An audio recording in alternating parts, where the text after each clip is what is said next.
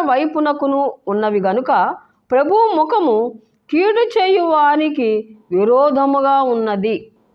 చూడండి, ప్రార్థించే వ్యక్తి నీవైతే నీ ప్రార్థనల వైపే ఆయన కన్నులు ఉన్నాయి. దేవుని స్తోత్రం. ప్రార్థించే వ్యక్తివి నీవైతే దేవుని స్తోత్రం, మీ కుటుంబానికి ఏ మంత్రశక్తి చేసినా అది ఫలించదు.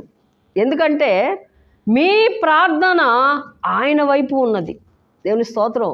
నిమ్మకాయలు కట్టినా, నిమ్మకాయలు వేసినా, లేకపోతే ఎన్ని మిరపకాయలు ఉప్పేసినా, లేకపోతే ఏ చీకటి శక్తి ప్రయోగము చేసినా అది నీకు ఫలించదు. ఎందుకనంటే నీ కన్నులు నీతిమంతుల మీద, ఆయన చెవులు వాని ప్రార్థన వైపు ఉన్నవి కాబట్టి వారు నీకు ఏ కీడు చేసినా అది ఫలించదు, తిరిగి వారికే వస్తుంది.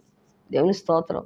దేవుడు అటువంటి కృప నీకు నీ కుటుంబానికి ఇచ్చాడు. దేవుడు ఈ మాటలు దీవించనుగాక.